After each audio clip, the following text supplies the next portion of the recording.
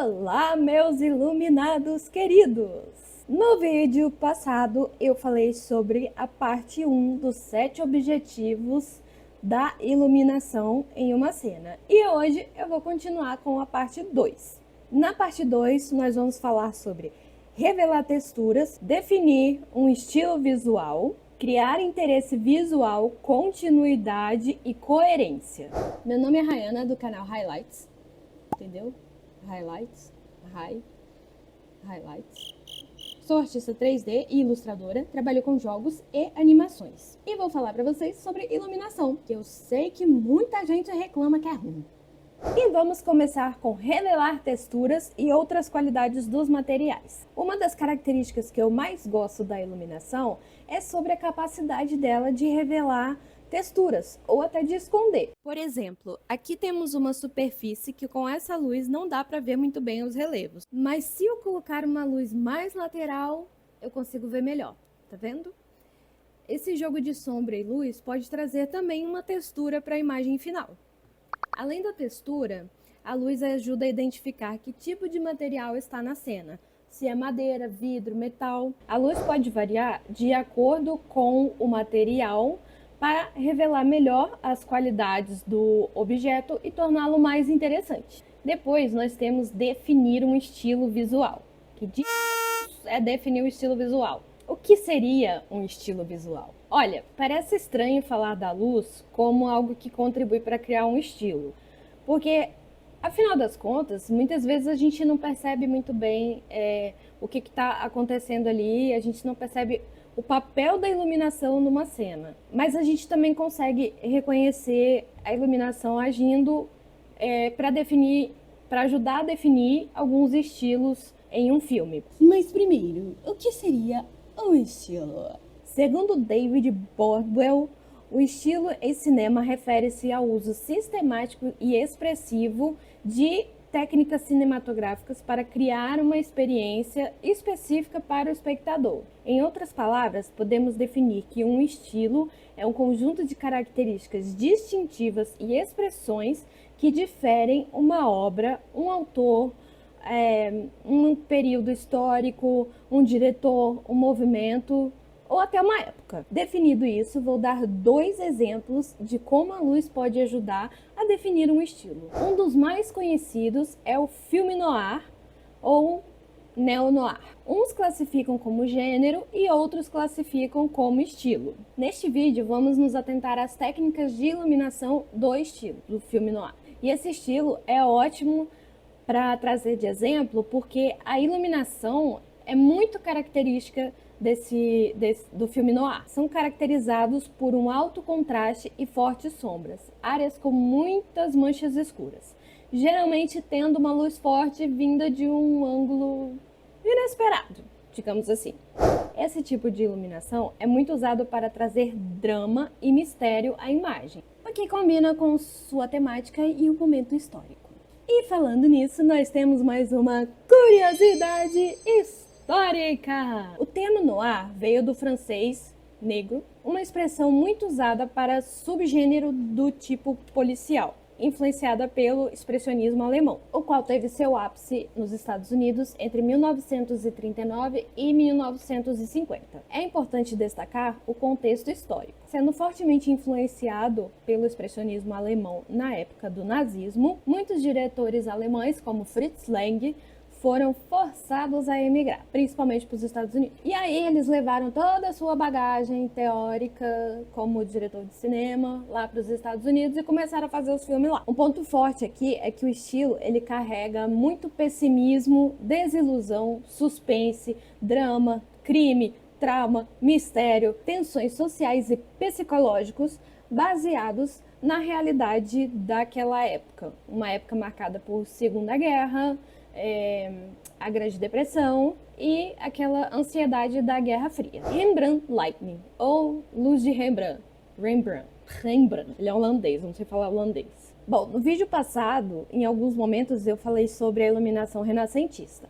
Mas também temos essa iluminação do Rembrandt, que foi um pintor holandês. O nome dele é meio complicado, mas eu vou deixar aqui para vocês verem, tá? Não sei falar esse nome não. As pinturas do Rembrandt foram tão icônicas em relação à iluminação que foi criado um estilo de iluminação justamente levando o nome dele. Essa iluminação é principalmente caracterizada por um triângulo de luz embaixo do olho do lado oposto à fonte de luz principal. O objetivo desse efeito muitas vezes é usado para provocar emoções fortes no espectador, criar mistério, intensidade ou até romance. É uma luz que pode trazer personalidade para uma pessoa, pois ela pode parecer enigmática, pensativa ou emocionalmente afetada ou carregada. Geralmente conseguimos esse efeito ao posicionarmos uma única luz cerca de 45 a 60 graus acima do olho do elemento. Também podemos adicionar uma luz de preenchimento para deixar o efeito mais suave. A técnica da luz de Rembrandt é bem flexível e expressiva. Ela pode ser usada para criar imagens memoráveis e marcantes, tanto em filmes quanto em retratos. Diz por aí que todo famoso tem um retrato usando essa luz de Rembrandt. Esses são alguns exemplos para tentar explicar melhor como criar um estilo visual com a iluminação.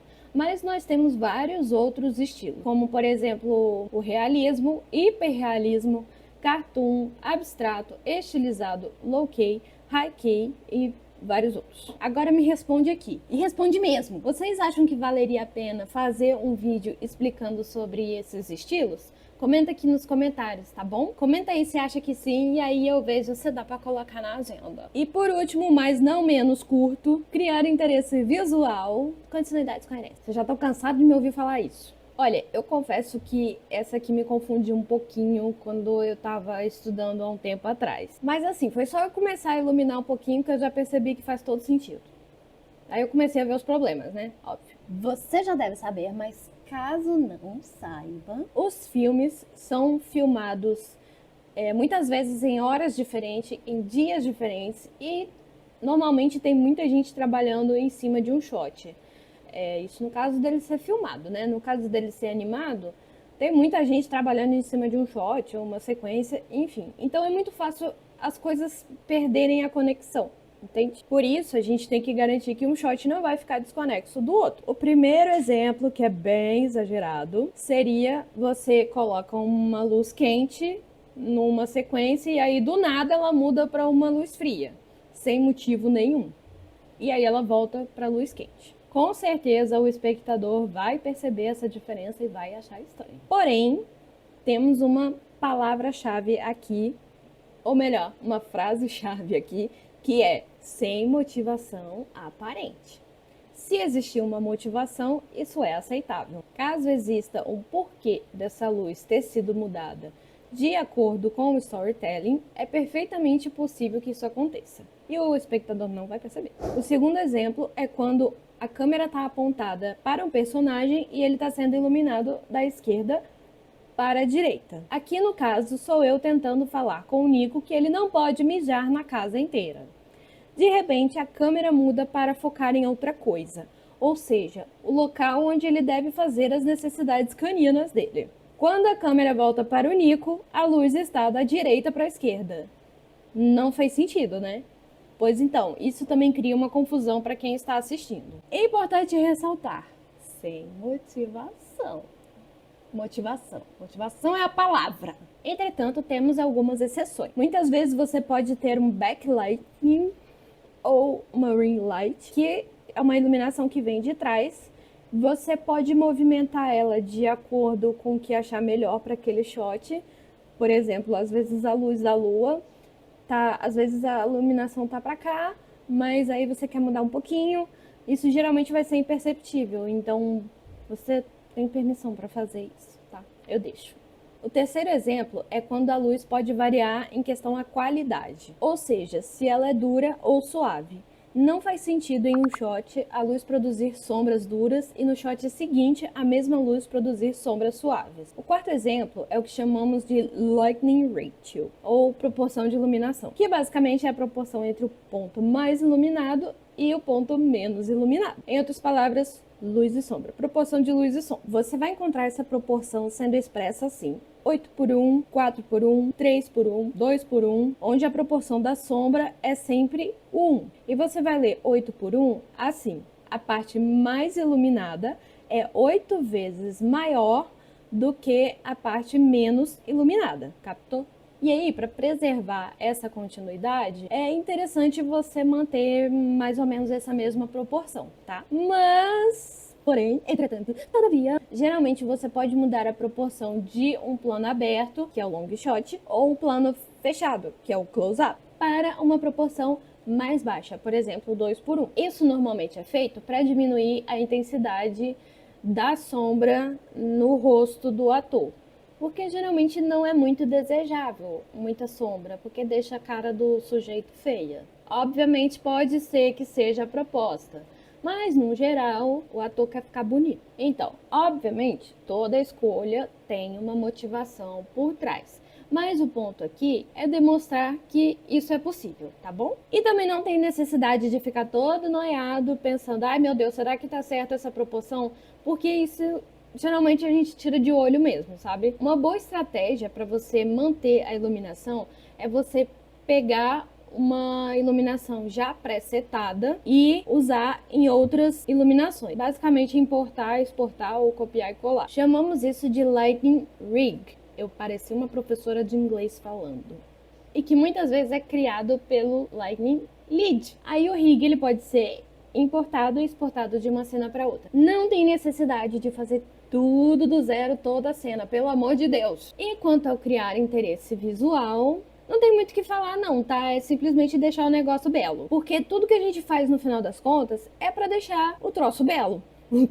É para deixar o filme belo. A animação, o seu projeto, a sua arte, seja lá o que for. Geralmente, se você seguir essas dicas, você já consegue criar uma coisa bela. Mas ainda assim, precisa daquele olharzinho, sabe? Aquele olhar crítico para a arte. É isso aí, tem que ter. E para se aprofundar nisso, você precisa estudar a base fundamental da arte, né? Da arte tradicional. Pintura, desenho, composição, teoria da cor. Você tem que ter um senso estético apurado. Então, bora estudar, galera! Ai, gente, coitadinho, Você tá ronronando? Gente, esse é o Fumaça, ele apareceu por aqui tem uns 2 meses. Bom, chegamos ao fim da segunda parte e a primeira parte, primeiro assunto desse canal, que são os objetivos da iluminação, ou pelo menos a maior parte deles. Hoje falamos como a luz pode ajudar a revelar texturas, criar alguns estilos como o filme noir e a luz Rembrandt, ajudar a dar continuidade, coerência e criar um estilo visual. A iluminação é uma parte essencial para deixar os seus projetos bem bonitos e bem acabados, com aquela cara profissional, sabe? Seja em fotos, vídeos ou até nos seus 3D. Espero que essas dicas te inspirem a criar lindos projetos e a experimentar e criar algo incrível. Olha, eu gostei bastante da experiência desses primeiros vídeos. Tá sendo bem interessante ver e rever alguns conceitos. É bom que a gente vai botando aqui na cachola, sabe? Pra fixar bem, porque às vezes a gente esquece, acontece, né? Fazer o quê? E eu espero que vocês tenham gostado. Me conte aqui nos comentários que tipo de vídeo vocês gostariam de ver sobre iluminação. E claro, não esquece de se inscrever, deixar o seu like, ativar o sininho. Falei tudo certo dessa vez. Valeu por assistir e até a próxima!